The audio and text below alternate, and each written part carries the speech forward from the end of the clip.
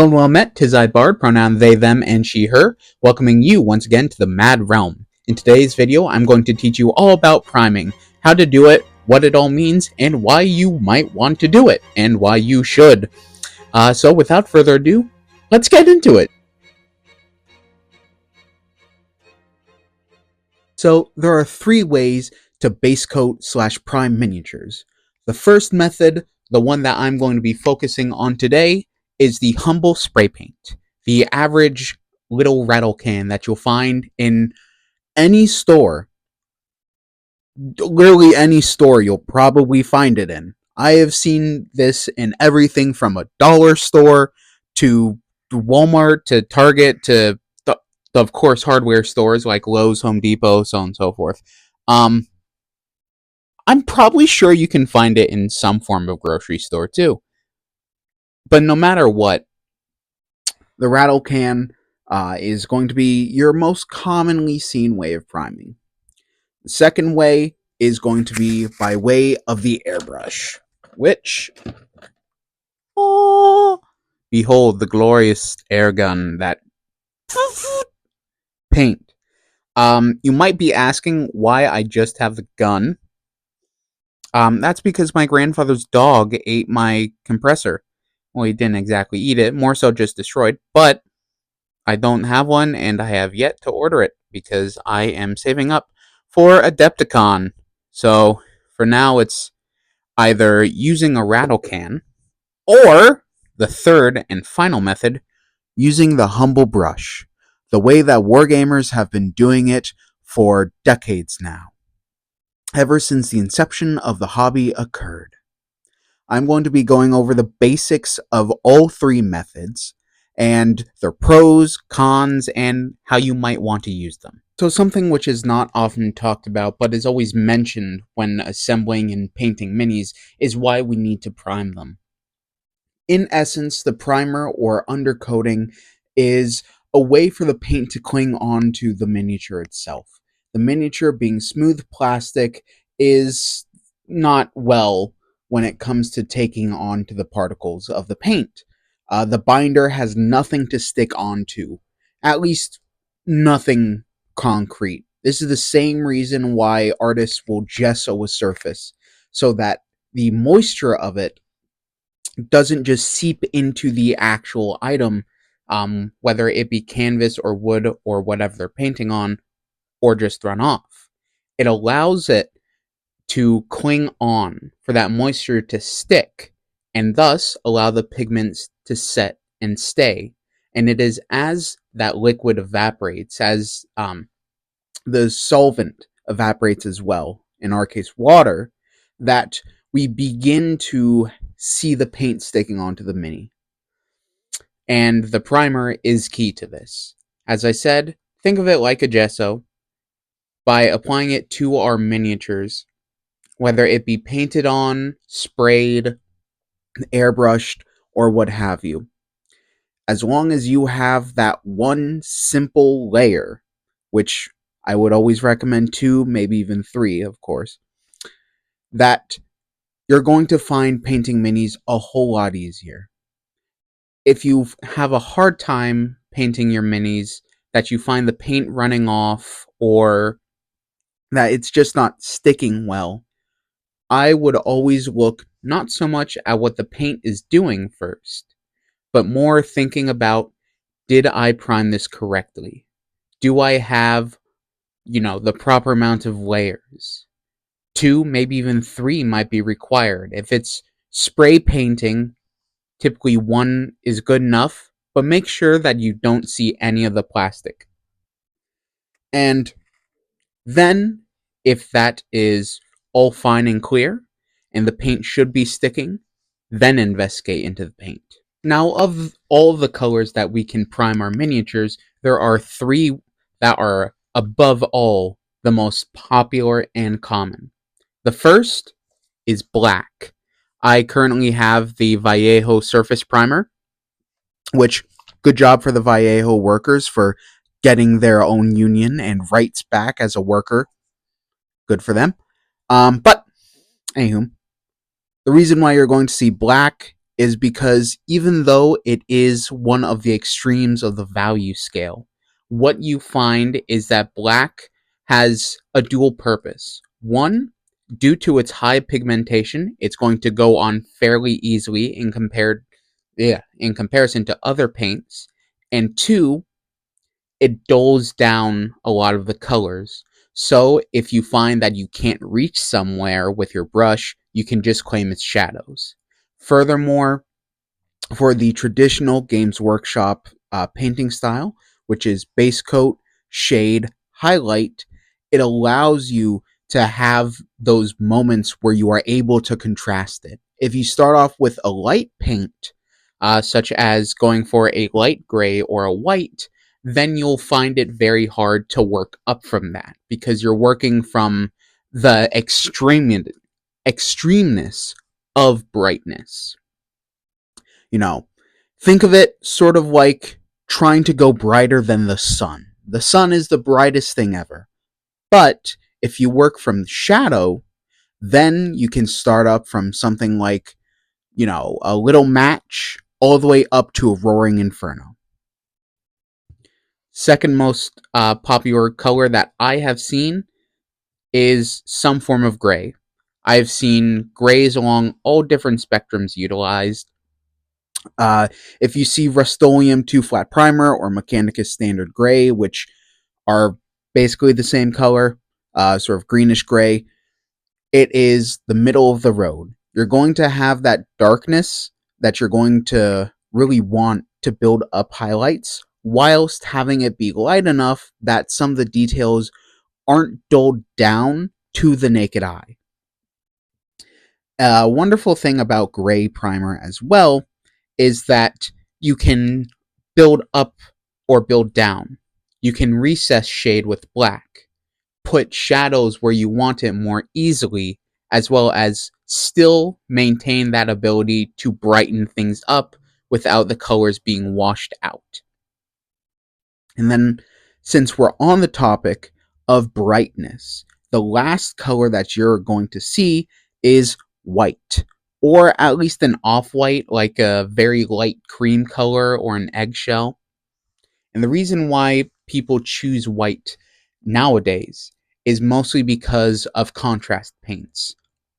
Now every brand has them, whether you call them speed paints, express paints, contrasts, whatever it is. Most every single miniature hobby paint is going to have them. They're thin like ink, yet maintain a body that, if you were to thin down an ink, might be lost. And furthermore, they are specifically made for miniatures and are able to maintain a whole lot of the properties of paint that we need, such as opacity in high quantities, various pigmentations, so on and so forth. White allows those colors to fill into the recesses and darken due to the amount of pigmentation there is, and still maintain a brightness on the top layers due to the lack of pigmentation. As things flow into the recesses of the white, it creates the illusion of darkness. In fancy art terms, that is, called a sort of trompe l'oeil, if you'd like to. Not really, as that is trying to fool the eye into thinking something is real. But in the same manner, you're creating the impression that there are shadows and that there are light sources. Those are at least the three most popular colors that I have seen. You can, of course, utilize other colors. I will get into that in another video, to establish a base coat, to be your primer. So there are three ways to base coat / prime miniatures. The first method, the one that I'm going to be focusing on today, is the humble spray paint. The average little rattle can that you'll find in any store. Literally any store you'll probably find it in. I have seen this in everything from a dollar store to Walmart to Target to, of course, hardware stores like Lowe's, Home Depot, so on and so forth. I'm probably sure you can find it in some form of grocery store too. But no matter what, the rattle can is going to be your most commonly seen way of priming. The second way is going to be by way of the airbrush, which, oh, behold the glorious air gun that paint. You might be asking why I just have the gun. That's because my grandfather's dog ate my compressor. Well, he didn't exactly eat it, more so just destroyed, but I don't have one and I have yet to order it because I am saving up for Adepticon. So for now, it's either using a rattle can or the third and final method, using the humble brush, the way that wargamers have been doing it for decades now, ever since the inception of the hobby occurred. I'm going to be going over the basics of all three methods and their pros, cons, and how you might want to use them. So, without further ado, let's get into it. And always remember to have proper ventilation to not inhale fumes. When using rattle can primers, be sure to shake them up, whether it be by tossing or just shaking them in your hands. Or, alternatively, something I prefer to do is throw it at a fascist. And when using a rattle can primer, be sure to use quick, short bursts, moving the rattle can over and across the miniature to ensure that no details are clogged from overspray. Do this repeatedly until the whole of the mini is covered, and remember to get all of the angles, from the top, above, and the sides. And with that, you get an even coverage of primer ready for paint.